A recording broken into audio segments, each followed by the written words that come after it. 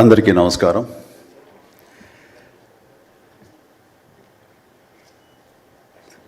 దిగ్దర్శకులు రాఘవేంద్ర గారు, కోదండరామరెడ్డి గారు,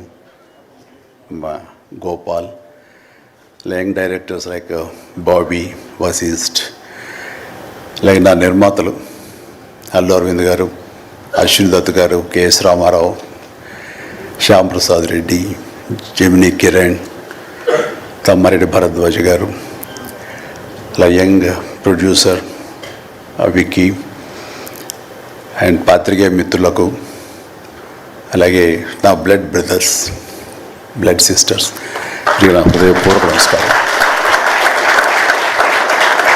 so first of all ఈ ఈవెంట్ ఇంత గ్లామర్గా, ఇంత మెమొరబుల్గా ఉంది అంటే దానికి ప్రధానమైన కారణం నా మిత్రుడు Aamir Khan. Aamirji, thank you so much. And with a small message and a phone call you made it, and your presence made this moment as a memorable moment. Really thank you so much. And I never forget this gesture from your side. And about Guinness Book of World Records, నేను ఊహించండి, I never expected, never dreamt about Guinness Book of World Record, because Guinness బుక్కి మనకి ఏంటి సంబంధం అనే ఒక ఆలోచన ఏమైనా ఉంటుంది కదా సహజంగా. అలాగే నాకు అలాంటి ఆలోచన ఏమి లేదు. అలాంటిది నేను ఎదురు చూడనటువంటి ఒక గొప్ప ఆనర్ ఈ రోజున నా జీవితంలో నా ఈ సినీ ప్రస్థానం సంబంధించి తారసపడినందుకు ఆ భగవంతుడికి, దానికి కారణభూతులైన మా దర్శక నిర్మాతలకు, నా అభిమానులకు ఎప్పుడు నేను రుణపడి ఉంటాను. Thank you so much.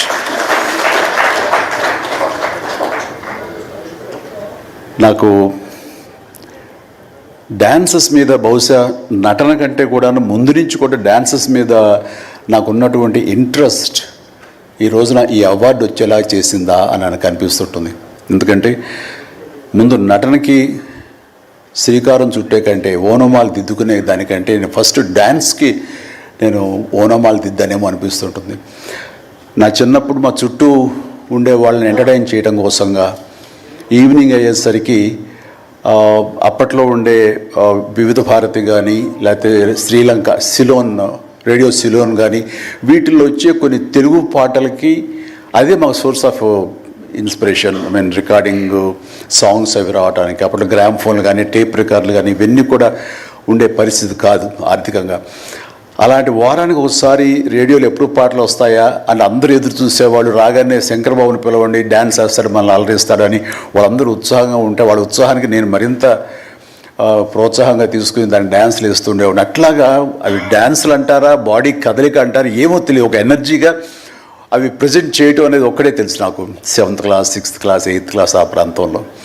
ఆ తర్వాత ఎన్సీసీలో చేరిన తర్వాత ఈవినింగ్ క్యాంప్ ఫైర్ టైంలో అందరూ ఎర్లీగా భోజనాలు కానిచ్చిన తర్వాత తిన్న 70 ప్లేట్లు మన అల్యూమినియం ప్లేట్స్, వాటిని తిరగేసి దరువులుగా, డప్పులుగా వాయించుకుంటూ అప్పుడు కూడా డ్యాన్స్ వేస్తూ అందరిని ఎంటర్టైన్ చేస్తూ ఉండేవాడిని. ఆ రకంగా డ్యాన్స్ అనేది నాకు